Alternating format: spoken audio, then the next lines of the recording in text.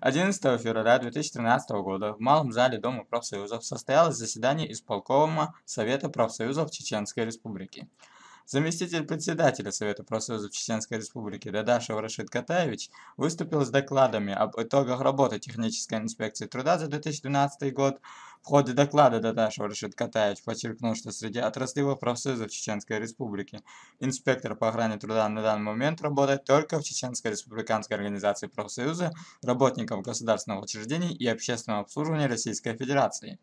Также Рашид Катаевич выступил с докладом о программе информационного взаимодействия профсоюзных организаций Совета профсоюзов Чеченской Республики.